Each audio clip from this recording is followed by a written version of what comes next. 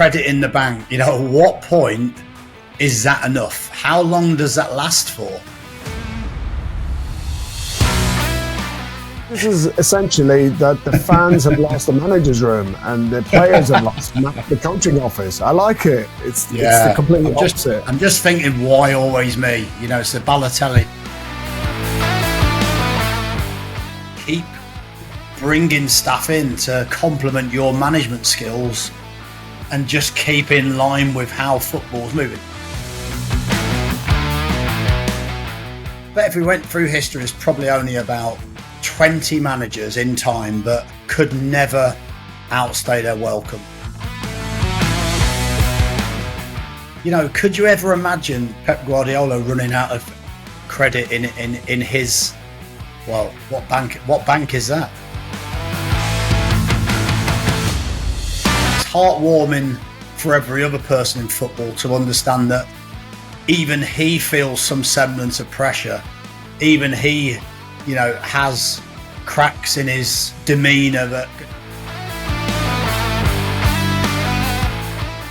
you can win virtually everything, and yet still at some point, somewhere along the line, that credit's going to run out with somebody. Welcome, football fans, to Breaking Lines, the podcast that takes you behind the scenes of the beautiful game like never before. I'm Gary Rowett, former player and manager, joined by the insightful Dave Carolan, a man with his finger on the pulse of football's beating heart. Together, Dave and I bring you unrivaled insight, context, and a few stories from the trenches. This is Breaking Lines, where the game is more than just a match. Credit in the bank. How long does a manager have before it runs out, Gary? Oh, that is a very, very good question, Dave, to start with. How long's a piece of string, mate? It's such a difficult situation. We've got so many great examples at the moment, haven't we? And we've had so many great examples over a long, long period of time in football. And what is credit? What is credit in the bank? What do you need to do first to get credit in the bank? And that's obviously winning lots of football matches. Is that dealing with difficult situations and helping the club out? Is that is that showing the ability to deal with downturns in form? Is that winning things?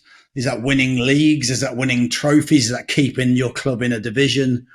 I suppose, every situation is unique, but certainly there always comes a point as a manager where you maybe feel that whatever credit you may have, whether that's a small amount, is coming towards a point where you feel a little bit uneasy. So yeah, it's a really, really interesting situation, I think, as a football manager. Well, let's be honest. Most of the time when a manager is appointed, it's because the majority of the time the previous manager has been relieved of his duties due to potential underperformance or other circumstances, which mean the job becomes vacant and the new head coach and the new manager comes in and has to, as you just said, rescue the situation. It's normally in a pretty negative place, and essentially turning it positive is moving the team up to the division and eventually, hopefully, getting some kind of modicum of success. I suppose that's where you start building that credit up that we talked about.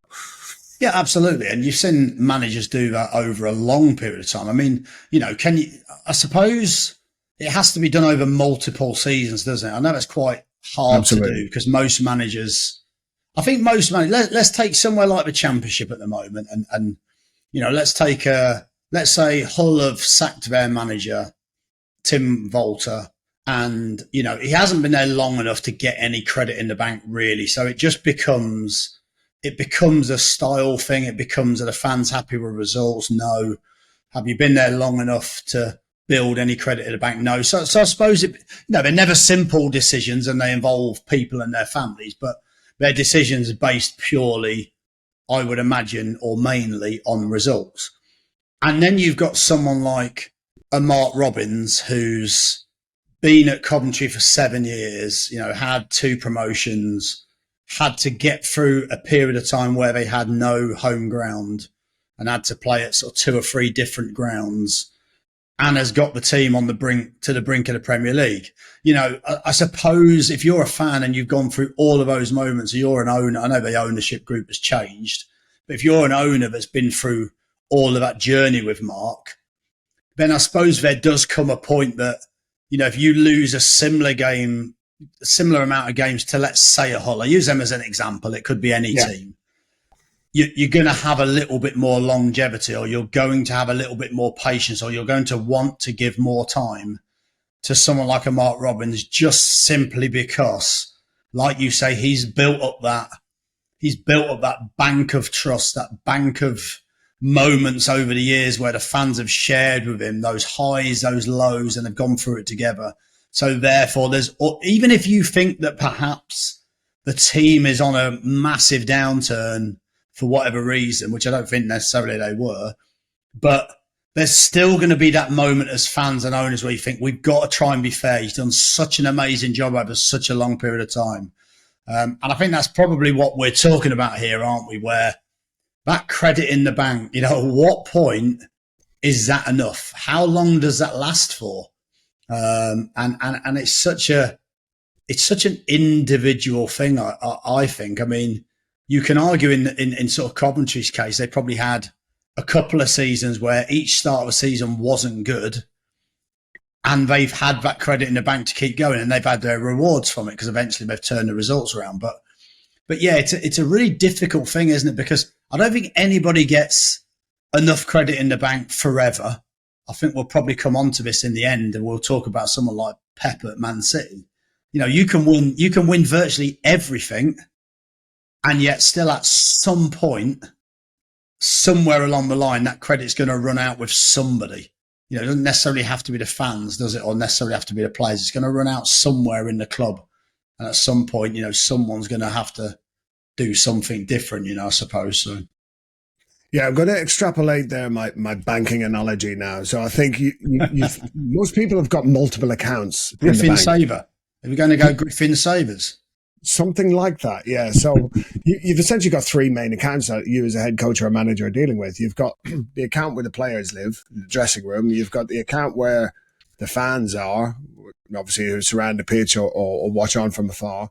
And then you've got the account which has got the ownership, the board, the executive, whatever you want to call. And essentially, you as a manager are trying to give credit in all of those accounts all of the time. And, you'll be topping up in one area at some stage. You might be fine with the fans because of previous success. So, that's pretty healthy.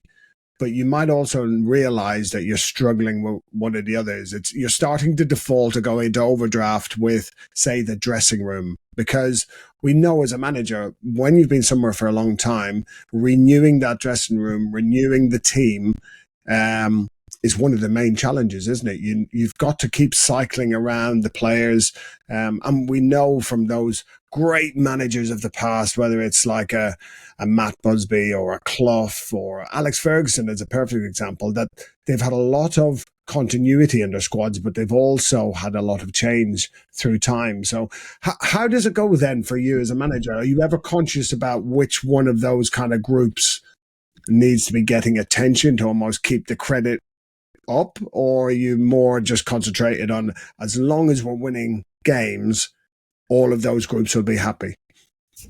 I think there's an element of both. I think if you're winning games, then most groups are happy anyway. But I think that's just the scenario with it. But you can never think like that as a manager, can you? As a manager, you have to always be thinking, you still have to give time and attention to all things, and you're absolutely correct in as much as, you have to be cognizant and conscious of, your relationship with the board and how that might, I think when we talk about these things, sometimes they sound it sounds a little bit insincere. It sounds like you have to play a game to do that. You can still be yourself, and you can still be honest, and you can still do this because this is what you actually believe in. And I think that there's a big difference in how you do that. But particularly, the board is a relationship you're having to nurture all the time. Because the reality is, yes, you want to have that relationship with them, But at the same time, if you then go through a downturn of results, again, this is where those relationships are always going to be tested. I always used to. I mean, you could probably add another bank account here, Dave, and it could be the media, because it's exactly this. Because it's the same thing. It's you build that account up, and then you hope that there's enough there to not run to naught. Very, very quickly when things go bad. And I think that's the challenge. And I think as a manager, you're aware of that. You're aware of a relationship with the media that might buy you time if you have a downturn of results. I think the dressing room is different, because I think the dressing room is based on actions, and it's based on day-to-day interactions. And I think players, I think you only ever lose the dressing room when you don't do your job properly, or you react and don't do your job properly. Do you know what I mean? Or and we've seen that so many times with other managers, or I've seen that as a player before, where a manager starts to blame the players publicly and privately. The training isn't as organised, the training isn't as varied. You stop telling people they're not in the team, and you stop having those honest conversations. And bit by bit, you see the players just lose trust in the manager. But I think that's a really hard thing to do. I think the fans are somewhere in between, in my opinion. The fans are somewhere in between of your actions every game, every time you speak to the media, every time you win or lose a game. I think basically, you have to be consistent with all those actions. I read a manager recently that, he didn't go and clap the fans after an away game where they'd lost. And you understand that sometimes that manager's probably sat there raging about a refereeing decision or something. He probably isn't thinking in that moment, but yet there's probably 3,000 fans there who are going to judge him regardless of results. They're going to judge him in that moment, and that could have an effect on their relationship with him. So I think as a manager, you have to have a broader view of, okay, these are the things I want to do because I believe this is what it should be. But these are also the things I probably need to do, because if I don't, this is going to be the impact of those relationships. So I think you're absolutely spot on. I think there's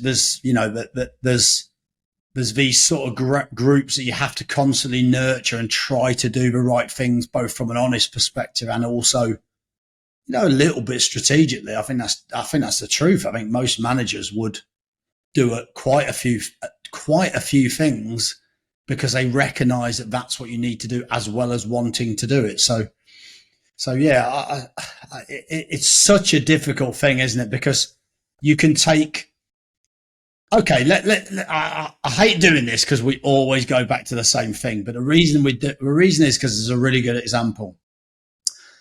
But when we're at Stoke, for example, you could have built credit in the bank over 20 games, and then I said something stupid in the press on the back of something that happened in the game, and the back of emotions, and straight away you've lost any credit that you had in 5 seconds.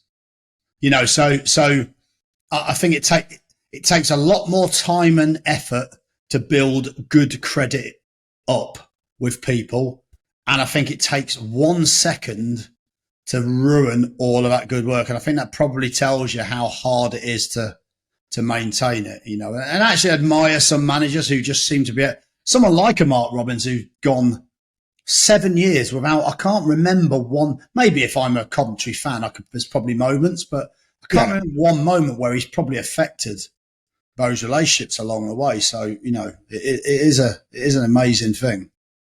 Yet, there's a few things to pick out there. First of all, the whole thing about losing the dressing room, and the second being the media. So let's look at losing the dressing room. You've been a player, and I've been around enough dressing rooms, because sometimes you are kind of obviously a part of the management group, and it is other times when we swing to being very close to the playing group, because we're in that situation where we obviously have, sometimes as a kind of performance and medical team, we have a lot more contact time with the players than maybe the coaches do, because while we're doing stuff in the morning in preparation, or we're doing gym sessions, or we're doing conditioning work, or we're doing warm-ups, we're around a lot of the conversations that happen. And you do hear those situations where you start to understand that the emotion, or maybe the communication within the group, is that, you know, their relationship with the manager is beginning to change, you know, and especially if some of the key individuals within the dressing room are being affected by that, the key leadership group. And we've talked about leadership groups before in the podcast, where managing them and helping get them to manage their own dressing room. But suddenly when it's now some of them that start to lose the kind of belief in the manager. A colleague of mine spoke to a couple of years ago, and very successful management group he was part of, had been at a Premier League club for a number of years. And they said their biggest challenge was on their kind of onto the third iteration of their team, because of the duration they had been there. Their issue now was that some of the players were transitioning into the the kind of third team, but they had heard all the messages before. They had heard and seen everything that the manager's probably got in his arsenal and his locker. So for that manager to gain any more credit with that player, and those players are key in the dressing room, was practically impossible. I think that it's a really difficult thing, isn't it? Because I've seen it where I could sit there as a player and say the manager's lost the dressing room, like genuinely. And then I could see it at times where I can go, okay, so he hasn't done that so well, and maybe there's a couple of people not happy with it who are trying to now influence the rest of them. But they're genuinely, you know, I could genuinely see in that situation that he hasn't lost the dressing room, or he can certainly get those moments back. I think it's quite a hard one, because, and I'm not saying this from a sort of arrogant perspective, I don't ever feel as a manager that I've ever lost the dressing room. I don't ever feel that that's been the reason why I've been sacked, or that's been the reason why I've left clubs. Yeah. But I have seen it. You know, and what things would you think as a manager you'd have to do to lose a dressing room? Or what would you class as like a dressing room that's completely, you know, is it the lack of trust in the manager? Is it the tactics they don't agree with? Is it just when you go on a bad run of form, players want someone to blame that's not themselves, and therefore the manager's the easiest one? Do you know what I mean? How would you sort of, what things would you think you would have to do as a manager to lose the dressing room? I think one of the ones you mentioned earlier, which is the personal identification or blaming of some of the players for either directly by naming them, which of course is always classed as, you know, doing your dirty washing in public kind of thing, naming and shaming a player in the press or somewhere like that. Or where the players see that someone's being unfairly treated. I've seen that in the past where managers have almost had a personal vendetta against players, in which case the group starts to think that's not fair on a human level. Never mind on a professional level, on a human level, they don't agree with how the player's been treated. And very quickly then the kind of group, it unifies the group in a different way, but not necessarily in the way that the manager would have thought, oh, we've got great team spirit here. Yeah, but it's all against you rather than for you. Yeah. I think that's probably the main one. If you've ended up, shifting blame a little bit from yourself and taking responsibility. But we now see managers quite savvy at being able to accept responsibility when in public, certainly, but maybe, you know, that earlier in the dressing room, they've probably been giving it both barrels to a specific individual. So while publicly it looks like, yes, you're taking the blame, in the dressing room, you've singled out some people or a person, and the group, you know, as you said there, in 5 seconds, you can lose the fans by a comment to the media. And in 5 seconds, you can lose the dressing room because you go for the wrong person in the wrong way at the wrong time. And suddenly now there's a disaffected dressing room. Yeah, I think, as you were sort of going through some of those scenarios, I was trying to think of, you know, if you've lost the dressing room, I suppose at that point, Well, I suppose there can be isolated incidents, can't there? That can affect that decision making or that thought process as a player to think actually, But I think most in the main, most dressing rooms would be sat there thinking, we now don't think that we're going to win many games. We've got no trust that we're going to win many games with this manager in charge. Now, a lot of that can be, again, put into one side what you could do differently as a player or how you could improve that situation. But actually, looking at it as a whole and thinking, actually, the way we're playing, the messages we're getting, the spirit in the team that's being created by the management group or whatever that might be, is now at a point where we feel there's a different fix could actually give us some results. And it's quite interesting, isn't it? Because I think there's been some stuff. I think it was mentioned the other day in the media that at Leicester, apparently, again, I'm saying this allegedly because I've read this. I've got no first-hand knowledge of this, but, player power essentially, helped, I think, accelerate Steve Cooper leaving at Leicester. Okay, I don't know whether that's true, but the point I'm making is this is how powerful groups are, that if they feel like they're not going to get results based on whatever factor that is, they are powerful. They will be able to affect change. And I think I also think there's sometimes, let's say if a manager's not been there long, I think that's one thing. If a manager's been there a long time, I think that's hard for a group of players to do because you built relationships up. But I think there will come a point where everybody, even for a manager, even for staff, where at some point it's, does this need something new? Does it just need something different? It doesn't mean the manager's lost the dressing room or the manager's not very good. It might just mean, like you said, that the messages are, it's the 500th time you've said the same thing. The players no longer has the same effect on the group because they've heard it before.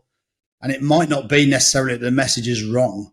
It might just be you deliver it in a way that's been delivered so many times before. So I think there always comes a point where for everybody, that, you need to change banks, Dave.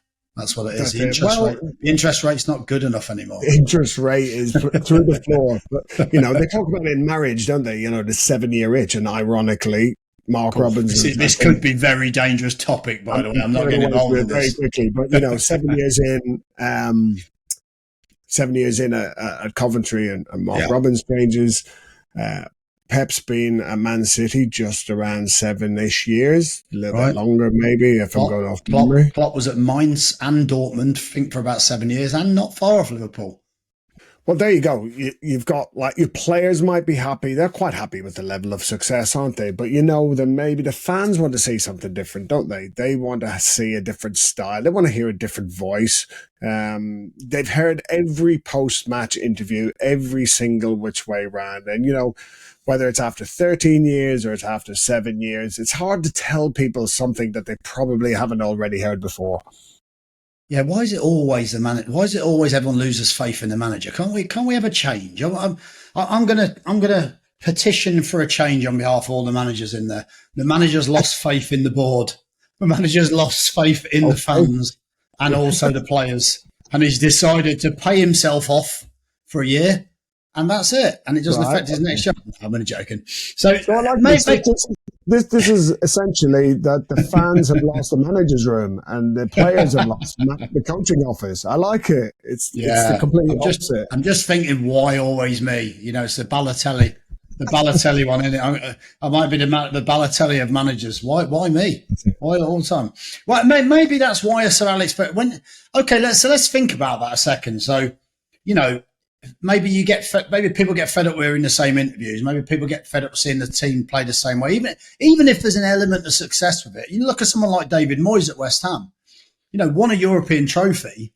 Yet nobody's happy with. Not nobody, but like a large portion of the fan base are not happy with the football, and blah blah blah. So there are times where it can be successful and still people cannot be happy. So. What is that where someone like a Sir Alex Ferguson and the intelligence that he would have had to lead. I wonder if subconsciously or consciously rather, he would think, okay, I have to constantly change this. If I want to be here for a long period of time and I want to build an empire, maybe he didn't think in those sort of terms. Maybe it was just in the moment I have to change the team, or in the moment I have to change, our star player because he's getting too much power or he wants too much power. Maybe, that in its turn changes the way the team plays. But there felt like a constant shift every sort of 2, 3, 4 years at Man United, where in order to stay at the top and therefore, I suppose, keep everybody motivated and happy and keep it fresh, he had to pivot constantly, and change it. Do you think, do you think that was the intelligence of someone like that? Yeah, well, Sir Alex not only changed the team, and it's well documented how he changed the team over the years and kept reinvented it from the team that he essentially took over in the mid-80s to what he left. Was like, obviously the players have all changed because nobody's going to play for the best part of 28 years, unless they've got some incredible genes, like us. But he was also fantastic at making sure that his backroom staff, and especially those coaches that were very close to him, kept being refreshed as well. So whether it was Brian Kidd at the start, or you had Steve McLaren, or you had Rennie Meulenstein, or whoever came in to assist him, that was a different voice on the training ground, probably delivering different types of sessions, and maybe also keeping up with the modern trends of how football changes, doesn't it? Because how the game was played 30 years ago, 20 years ago, 10 years ago, it keeps evolving, it keeps changing. And actually, part of his cleverness was probably ensuring that he had coaches who were, I'm not saying that the others weren't up to date, but were probably more on current topic. Well, it's interesting because Rennie, I did an event not long ago with Rennie Meulenstein, and he spoke a lot about he was, a technical skills coach. That was his speciality, and he'd obviously done that in different countries. And so maybe Sir Alex Ferguson, under a Ronaldo or someone like that, would actually really benefit from this one-to-one time with a coach who specialises in helping players to become better. Very egotistical sort of players around the time at those type of big clubs that want to try and improve and want to see the benefit to them. And again, maybe just, ahead of the game, bringing, like you say, the right type of coach for that right group of players, or the right type of coach for the trends that were moving in football at the time. And I suppose that's the ultimate intelligence if he's done it in that way, where, rather than wait for, a new brand of football to essentially make you look old-fashioned, you keep bringing stuff in to complement your management skills and just keep in line with how football's moving. Of course, someone like Man United would have started trends. They would have been the ones to create trends, wouldn't they? There's different ways of doing it, but yes, food for thought, really, isn't it? Rather than everyone get bored with their manager. Let me think. Let them get bored with the staff and change them. Good idea. This could work, Dave. This could work. Obviously, you need some consistency. Trusted lieutenants, some might say. But maybe coming back to like the whole Pep situation, 7-8 years now, Man City. Sorry, Freudian slip. And unbelievable success. So the bar is so high that almost losing 2 games a season nowadays in the Premier League is almost you're out of it. But you're suddenly losing 5-6 games in the season. Like, it's not that your season's done, but it starts to feel like, as we said earlier, you've lost the dressing room. Are you now showing that there's a bit of an Achilles heel? Is it that the manager can't manage without this one big star? Is it that the manager has lost his way? The questions are going to come about the topics we said. Lost the dressing room. Some of his players have been there a long, long time with him. And maybe, alluding back to the other conversations, maybe they need a different voice. Maybe he needs different players, in a different club. Who knows? Is it got to the point where maybe it's not working anymore? Or are we all just jumping the gun and thinking, the end is nigh, the king is dead, but maybe long live the king?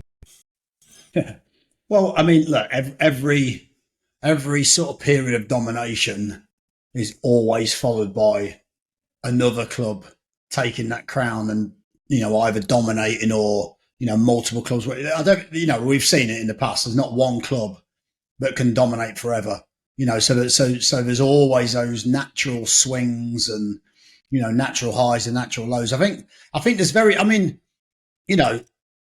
if you're someone like Pep Guardiola, he's probably one of a select group of managers, and I say group of managers. I bet if we went through history, there's probably only about 20 managers in time that could never outstay their welcome, couldn't have got so much credit in the bank that it will only ever be them that makes a decision to leave and nobody else. I think if you look at that, if you look at 6 league titles, 2 FA Cups, 4 League Cups, 1 Champions League, there's so much credit. I might have got them slightly wrong, but there's so much credit in the bank that, probably changed the style of play to I won't say globally, because there would have been other managers around the world that would have played in different ways that probably haven't been given the credit. I mean, he credits Bielsa, who's been doing it for years, yet no one said Bielsa's changed football at any point, really, did they? So yeah. Unless you're spying on the opposition, of course. Can we edit that bit out? But even that he owned. So I mean, yes, the fans will be questioning some moments. Yes, Pep even looks himself like he's questioning. I mean, in some ways, it's heartwarming for every other person in football to understand that even he feels some semblance of pressure.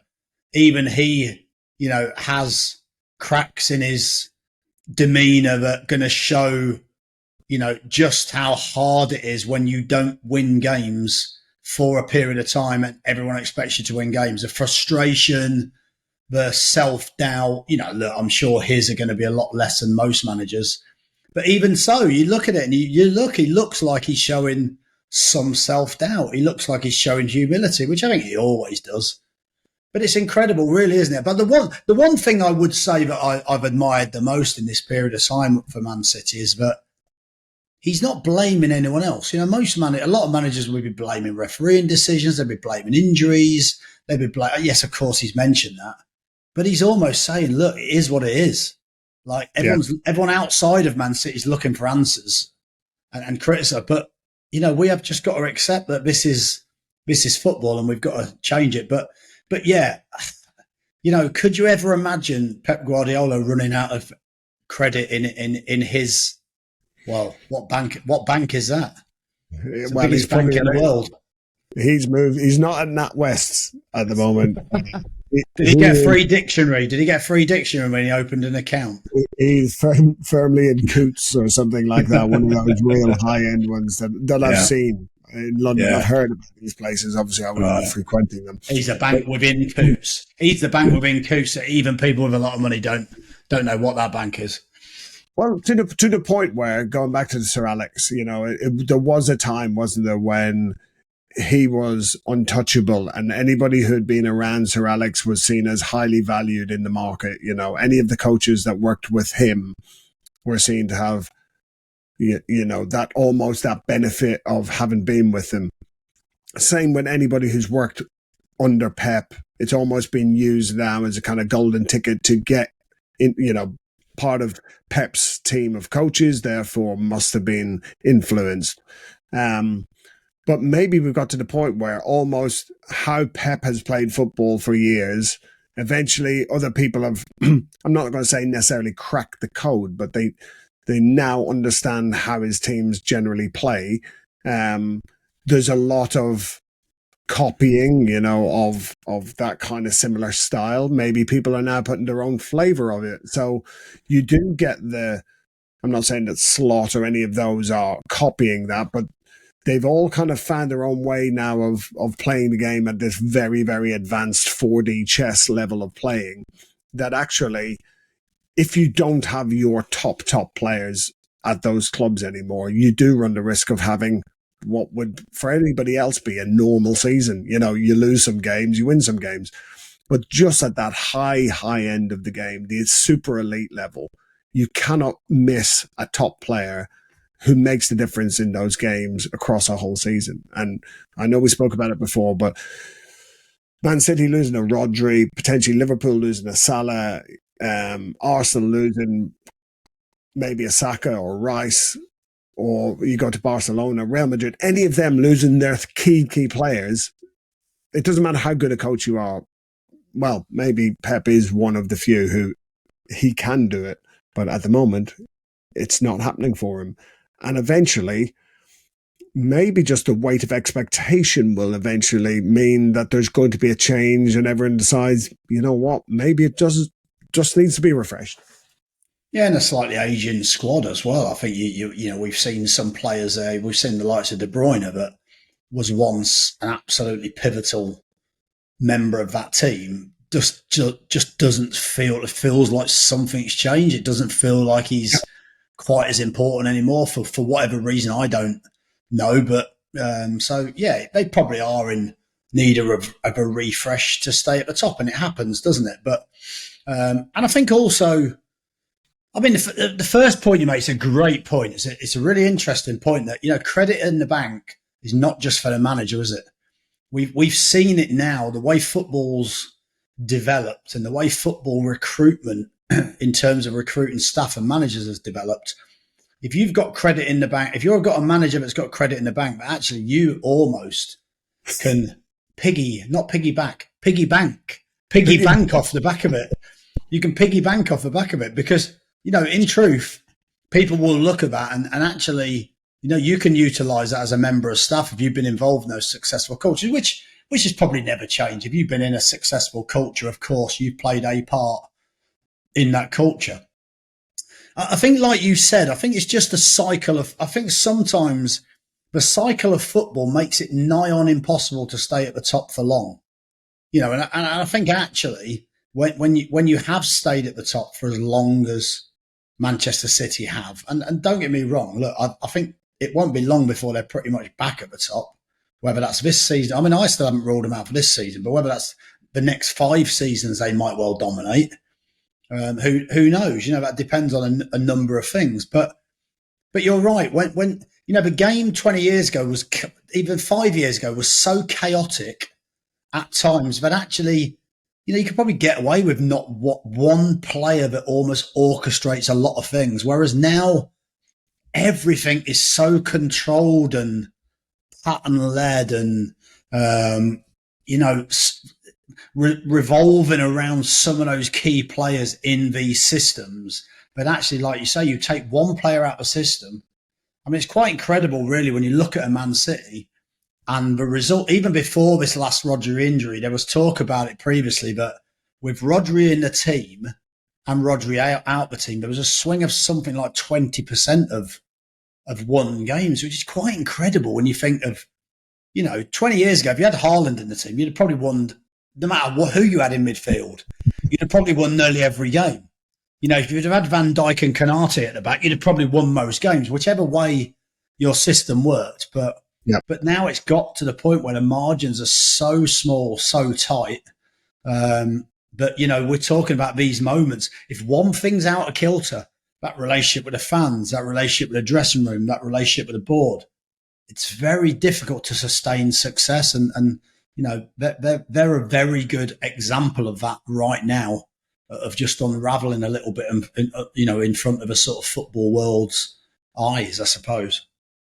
Well, time will probably play out this story, but one thing we probably know in this country anyway, in the UK, is tall poppy syndrome exists, doesn't it?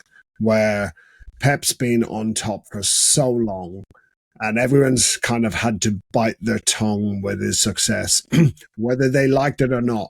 They could put medals on the table. They could put trophies in the trophy cabinet at the end of every season and say, it's working. It feels this year that all of the stories that probably have been buried are coming home to roost. You've had all of the stuff about the financial charges. Now you've got the injuries. Now you got the loss of form. And now is it time for people now who have had to sit there watching the accumulation of credit in the bank start to say, you know what, we're going to chop the legs off this. We're going to create the additional pressure externally. The pressure internally probably isn't that high, is it? You would expect, okay, they expect to win the league every year, but they know it's going to be cyclical. But now it feels like the pressure from outside, from every other set of fans, from every media outlet, everybody is questioning this, because this is probably the first time, probably in the whole of Pep's career and maybe Man City. Not that this is purely a Pep thing, but essentially your credit in the bank goes so far as a head coach until eventually everybody decides it's time to pile on. And that's suddenly when you start feeling that change in emphasis. You must have experienced that. Pep's certainly experiencing that. Yeah, I like the way you're relating me to Pep. I think in job title, that's probably about the only relatable factor. And obviously, I'm better looking than Pep, and have hair. But I think that look, I mean, you're right in what you're saying. I think it's probably accentuated because if you have. Yeah, it's interesting how certain managers create certain reactions from other fans, isn't it? Because, again, we spoke about Mark Robins earlier. I don't know many other teams that particularly dislike Mark Robins. I know you're not talking about the top end, but I think he'd be quite well liked by most teams. But I suppose they haven't won everything in the same title and dominated a league, really. But I suppose in Pep's case, you're right. He's such a popular manager. The way he deals with things, he does it in such a way that nearly everybody tries to copy some of that, tries to get some of that into their teams. And obviously it's been well documented so we can all see it. Yet exactly how you say it, as soon as there's a little bit of a downturn, everybody loves it, don't they? We love it in this country, don't we, somehow, to try and knock that person off the top of the tree. And it's almost like whether it was tongue in cheek or not, but the Liverpool fans ironically singing "You're getting sacked in the morning" was quite amusing. And obviously he took it. Well, did he take it in a good way, or was he having a little bit of a nibble back, but trying to laugh about it by putting the six fingers up? Was that him showing a little bit of his normality? But he is affected by them things. Like you said, he's probably never had those situations occur. Should have rang me. I'd have told him how to deal with them. No problem. Well, you saw with Mourinho, didn't you? When he went back to Chelsea with Manchester United, and he was kind of in some way, not by all the fans, because the ones who maybe speak on social media and those channels or whatever are representing some of the fans, not all of the fans. But he's getting a bit of stick from the Chelsea fans, and he's reminding them, I've been super successful for your club, that the pile on, the credit in the bank, even though, maybe it's a bit pantomime, but maybe it's not. And, certainly the Liverpool fans piling on to the Man City manager the other day is like, well, maybe, yes, there's a bit of, we're in that time of the year, aren't we, where there's pantomime going on. It's a bit of pantomime. How many fans have ever got the chance to chant that? And, no disrespect to some of the teams, but they probably can't afford to say it to them. But the Liverpool fans probably can at this precise moment. So, yeah, unfortunately, everyone's had to bite their tongue for probably the best part of 20 years while he's been managing everybody else in the planet off the planet. Now there's a little chink in the armour, and maybe the credit. Great back, isn't it? It's great. Like you've got to say, even when we've been at the sharp end of that type of stuff, that every now and then you watch a game and there's moments in the game when there's just that little bit of banter from the opposition fans. And you kind of know, and they'll love it, won't they? The fact that he's held the six fingers up, in some ways, that kind of vindicates their banter, doesn't it? Because, they've had a reaction, haven't they? And that's what all fans want. That's a bite. There's a little nibble. Yeah. So, but listen, the fact we're talking about someone who's, you could argue in the last 20 years has been the greatest football manager on the planet, or at the very least, the most decorated football manager on the planet. Even seeing those fallibilities, I think it just shows that, crediting credit in the bank doesn't last forever. You have to work incredibly hard to build that credit up with, like we said, the fans, the board, the media, the players. It can unravel. That's probably the nature of our job, isn't it? It can unravel in seconds. It's astonishing, isn't it? Say the wrong thing, not get enough results quick enough, and you're under pressure. And suddenly the bank balance is at zero. And then you're going up to High Street to find a new bank. Anyway, a fascinating debate on credit in the bank. And certainly for contemporary listeners, we'll interestingly watch on at Man City and see how that plays out. But thanks for that, Gary. Great topic. Cheers, Dave. Man City to win. Man City come back and win the league. We're gonna have to edit. We're gonna have to edit 15 minutes out. Okay. See you later. See ya.